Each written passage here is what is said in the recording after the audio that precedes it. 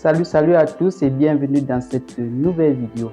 Bon, déjà pour les nouveaux sur la chaîne, je me présente très rapidement. Je me nomme Eman, étudiant dans l'une des écoles polytechniques du Cameroun.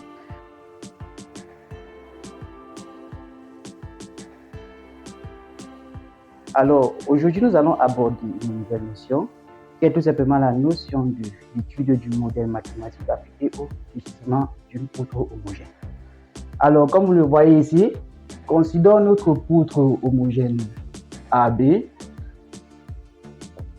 donc de longueur L, soumise à une force, à une charge transversale variable F. Donc, cette charge qui varie selon X dans la position sur notre poutre.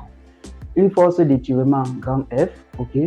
Alors, sur cette charge transversale-là, notre poutre va subir tout simplement un fléchissement.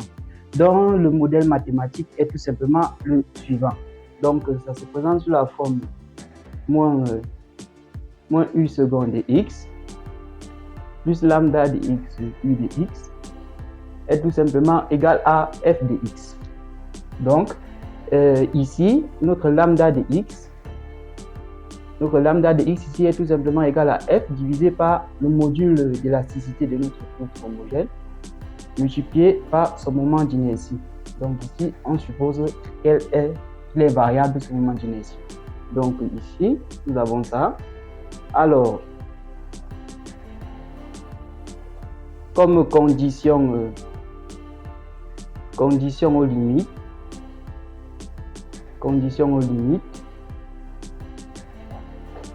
nous avons le fléchissement en A, donc que nous notons U de 0, est tout simplement égal au fléchissement en B, que nous notons U de L, qui est tout simplement égal à 0.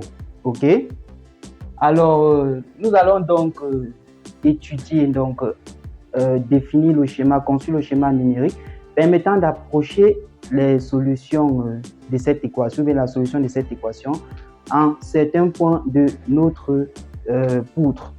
Alors, nous allons procéder par la méthode des différences finies ici. À quoi est-ce qu'elle consiste cette méthode?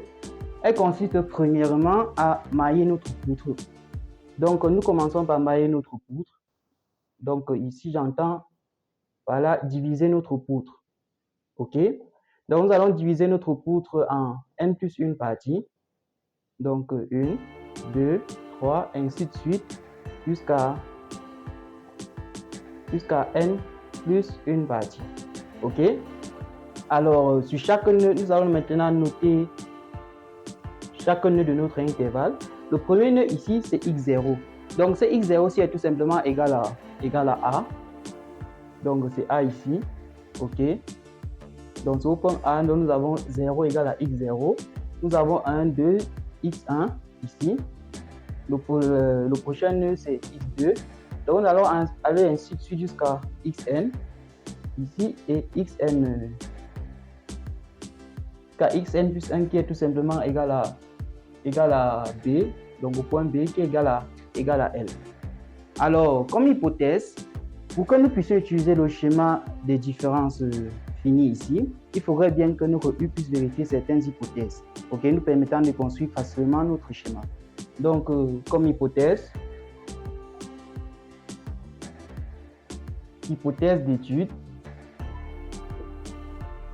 donc nous supposons que U est une fonction de classe C4 sur l'intervalle 0L.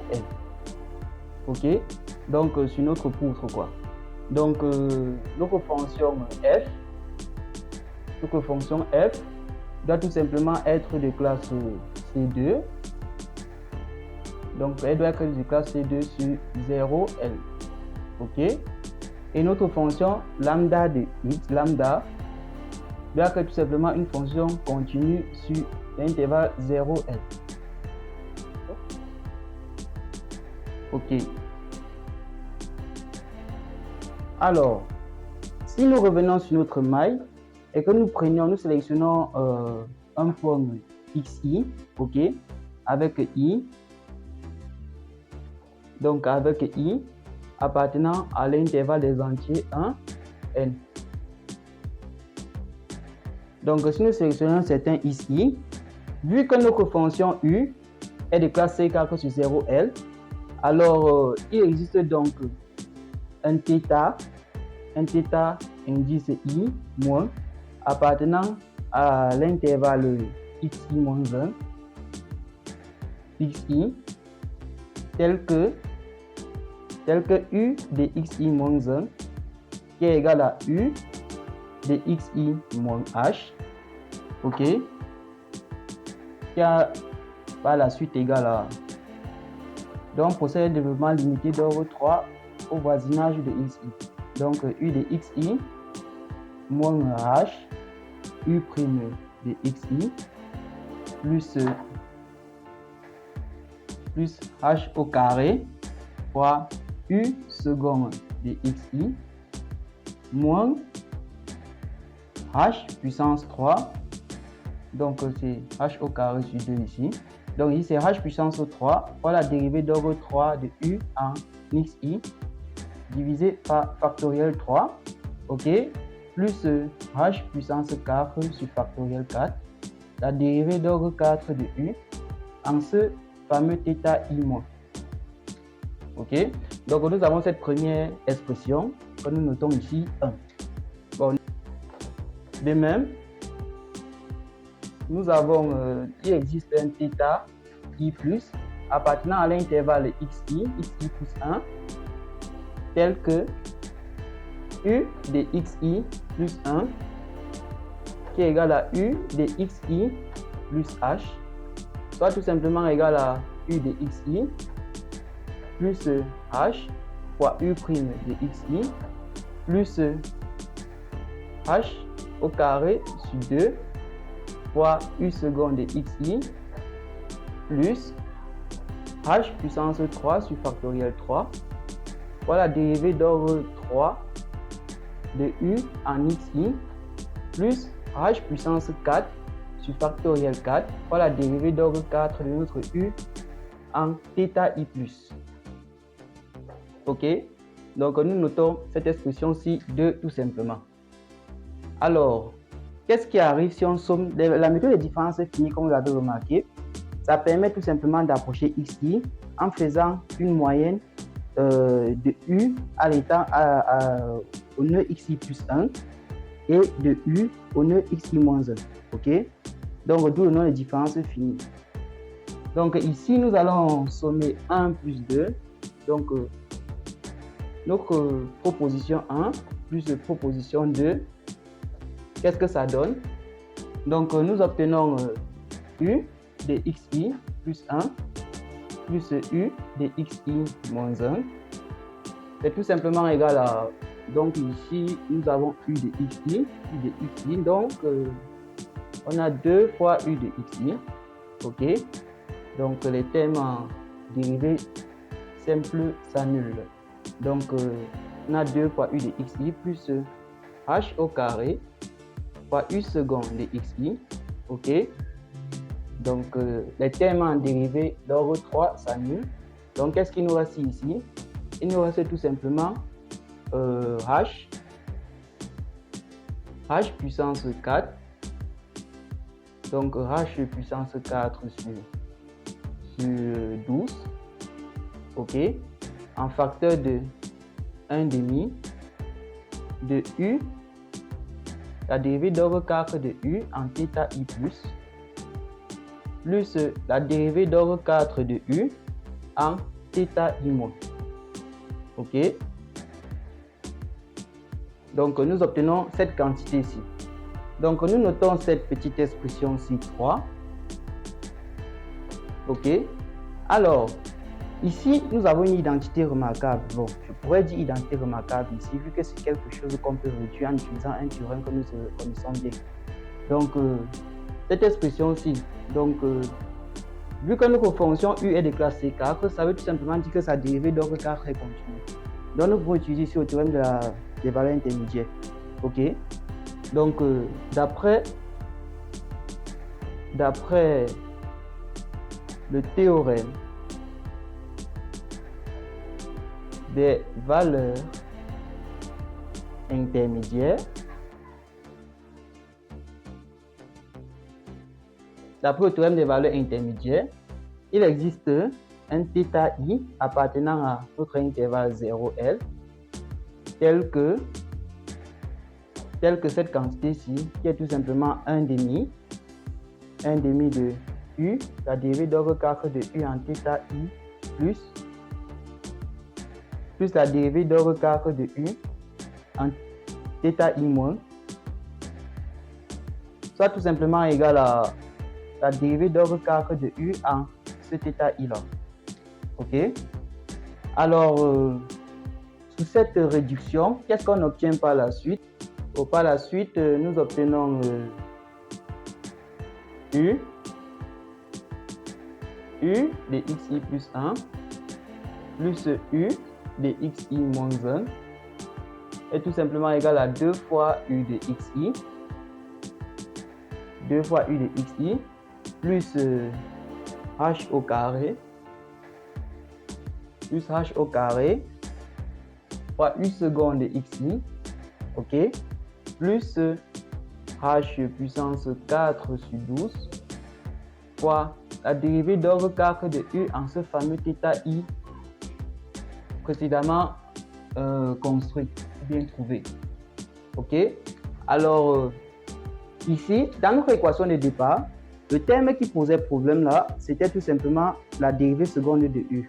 Donc, ici, nous essayons de trouver une estimation, d'une approximation de cette dérivée seconde là afin d'avoir une équation très facile à résoudre. Donc, ici, nous allons tirer donc U second. Donc, cette expression implique que U second de xi est tout simplement égal à U de xi plus 1 plus U de xi moins 1 plus U de xi moins 1 moins 2 fois U de xi, ok, moins h puissance 4 sur 12 fois la dérivée d'ordre 4 de U en θi. Ok, donc tout ceci divisé par h au carré. Alors, notons ça étoile. Bon, remplaçons maintenant ce U second-ci dans l'expression de départ. Ok, dans notre modèle précédemment défini, bien défini au début de cette partie. Donc, notre modèle était tout simplement en guise de rappel, moins U second de x. Donc, si ici on applique ça en xi, donc c'était moins U second de xi plus lambda de xi, U de xi est égal à f de xi. Donc, remplaçons maintenant celui-ci par son expression. Donc, moins U second de xi, ça va donner tout simplement moins U de xi moins 1 plus 2 fois U de xi, ok, plus U de xi plus 1, tout ceci divisé par, donc ici c'est moins U de xi plus 1 divisé par h au carré, ok, plus h au carré sur 12 par la dérivée d'ordre 4 de U en θi. Ok, donc nous obtenons ceci plus lambda de xi, U de xi, qui est tout simplement égal à f de xi. Ok, alors bon, ici nous allons procéder à un petit changement de variable, mais avant de le faire, définissons d'abord cette quantité-ci.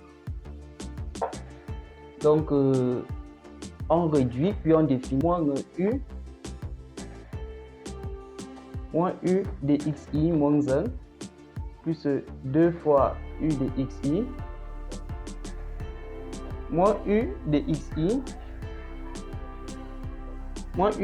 plus 1, ok, plus lambda de xi plus lambda de xi, U de xi qui est tout simplement égal à f de xi moins h au carré sur 12, ok, voilà la dérivée d'ordre 4 de U en en θ I. Ok? Alors, si on multiplie tout ça par h au carré, donc on obtient tout simplement moins. Donc ici, c'est cette quantité-ci divisée par h au carré. Donc ici, c'est tout ça divisé par h au carré.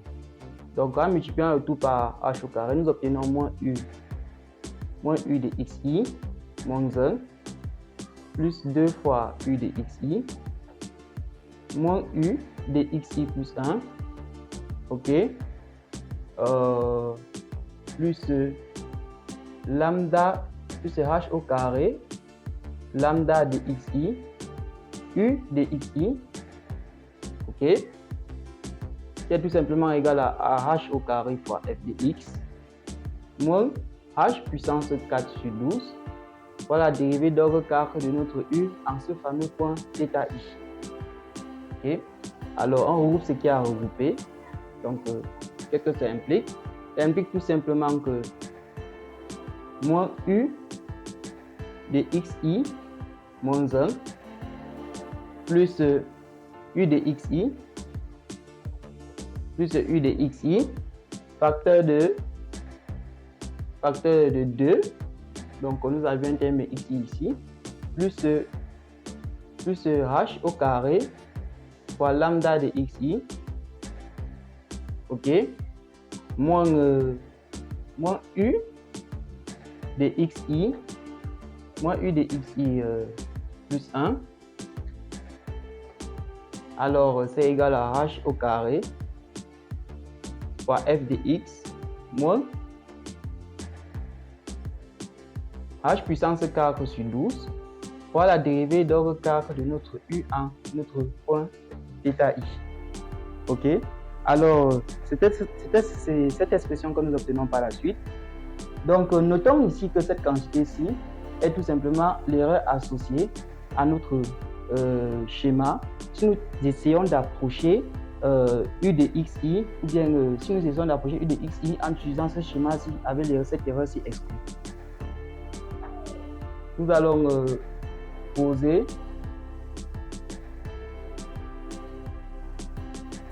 posons u de xi qui est tout simplement égal à u indice i, ok, lambda de xi égal à lambda indice i, f de xi égal à f indice i, donc ici c'est f de xi, ok, ici c'est f de xi, donc f de xi est égal à f indice i.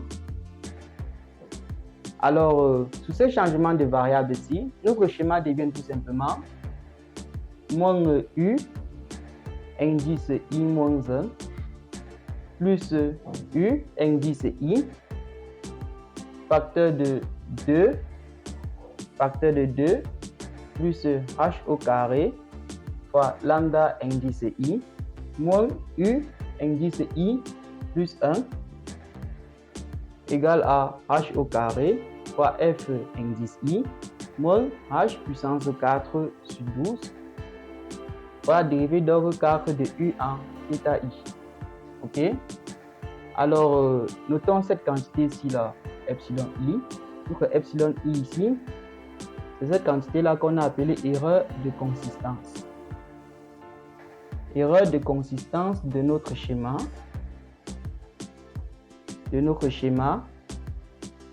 au point ou bien au nœud xi. Ok, alors nous allons maintenant extraire l'expression matricielle de cette équation, ou bien l'équation matricielle associée à ce schéma-ci. Donc pour i appartenant à l'intervalle des entiers allant de 1 jusqu'à n,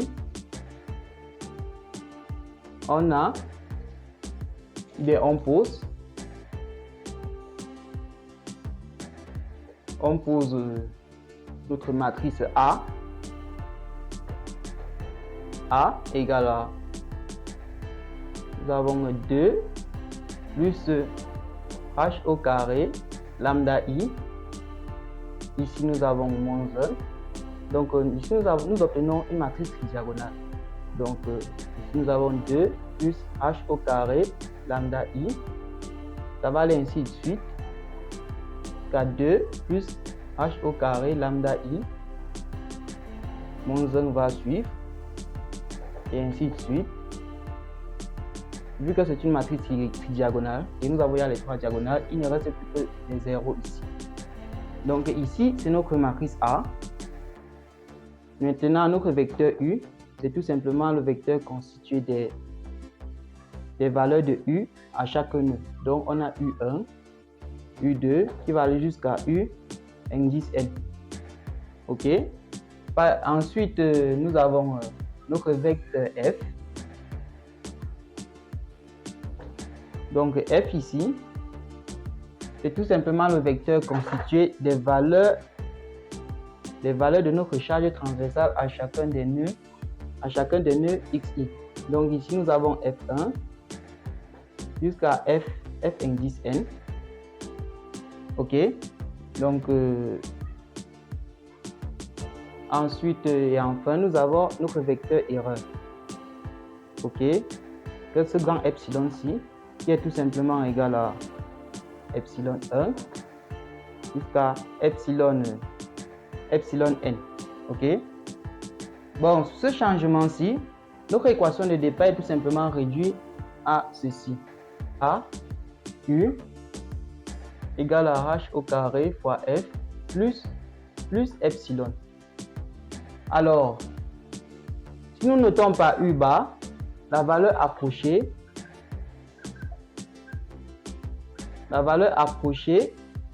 de U. Ok. Lorsqu'on néglige notre erreur epsilon, alors cette équation, bien ce schéma matriciel devient juste A fois U bar est tout simplement égal à h au carré fois f. Ok. Qui est notre schéma numérique permettant d'approcher la valeur du fléchissement de notre poutre au nœud de notre maille. Ok. Alors, vous devez sûrement vous poser une question. Qu'est-ce qui nous garantit que cette équation-ci admet une solution? Alors, je ne vais pas démontrer ça dans cette vidéo-ci, mais ici, je ferai une vidéo plus tard pour vous montrer ce caractère particulier de cette matrice A que nous avons ici. Alors, pour que cette équation-ci puisse admettre une solution, une unique solution, il faudrait que bien sûr que notre matrice A soit tout simplement inversible. Ok. Alors ici, notre matrice A dans ce cas-ci est une matrice dite monotone. Alors qu'est-ce que ça veut dire? Ça veut dire tout simplement que pour tout vecteur V appartenant à, vu qu'ici nous travaillons sur R, appartenant à R puissance n, ok, V supérieur ou égal à 0, ça implique tout simplement que AV est aussi supérieur ou égal à 0. Ok. Donc ça veut tout simplement dire que l'action de notre matrice sur ce vecteur-là ne change pas d'ici. Ok. Donc, et si notre matrice est monotone, donc je vous démontrerai cette propriété un peu plus tard. Si notre matrice est monotone, alors elle est tout simplement inversible. Et dans ce cas, si notre matrice A est bel et bien une matrice monotone. Ok. Donc, vu qu'elle est monotone, elle est donc inversible et notre équation, notre schéma-ci admet bel et bien une unique solution. Vu qu'au départ, nous avions déjà défini les conditions aux limites, donc ici, nous allons travailler avec les indices, ces indices qui vont varier de 1 à n, et non de 1 à n plus 1. Vu que nous connaissons il y a les valeurs à 0 et à n plus 1, nous n'avons plus besoin de les inclure ici dedans. Donc, on va dire, alors, c'était tout pour cette petite partie. Ok. N'hésitez pas à partager massivement la vidéo, liker, ok. Et pour les nouveaux qui regardent tout simplement, abonnez-vous pour ne manquer rien de nos petites vidéos portant destinées à améliorer un peu la vision qu'on a de l'ingénierie ou bien des sciences de façon générale.